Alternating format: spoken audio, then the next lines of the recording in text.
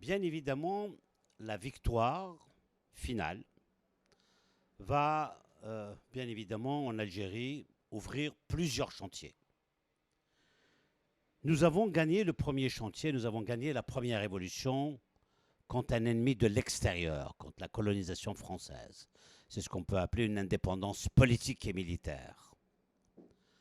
57 ans après, l'enjeu n'est plus un ennemi de l'extérieur. 57 ans après, l'ennemi est à l'intérieur.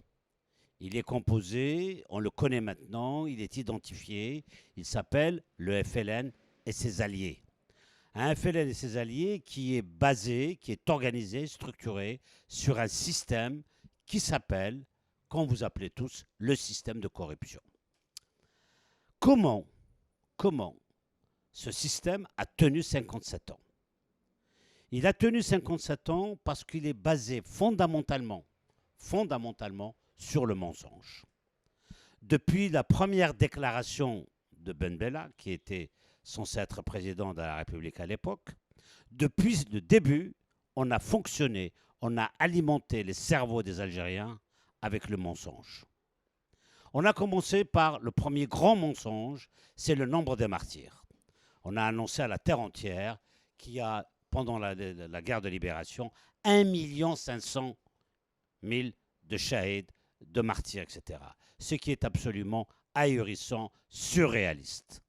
Il n'y a pas 1 500 000, il y a à peine aujourd'hui 400 000. Tous les statisticiens, les historiens, les géographes, tout ce que vous voulez, nous amène au grand maximum 500 000. Mais disons pour être dans le vrai, 400 000, c'est déjà énorme. C'est déjà beaucoup pour un pays qui, n'oublions pas, à l'époque, faisait à peine 11 millions avec les Français. C'est déjà énorme, c'est déjà beaucoup. Maintenant, depuis, comment on a gouverné? On a falsifié l'histoire. L'État a fonctionné chaque jour sur le mensonge. On a érigé le mensonge comme gouvernance. La gouvernance du mensonge, malheureusement, à force de se développer, de s'imposer au niveau de l'école, au niveau de l'histoire, au niveau de la mémoire, aujourd'hui, on se rend compte aussi que ce mensonge a touché même les citoyens. Même l'Algérien est devenu menteur.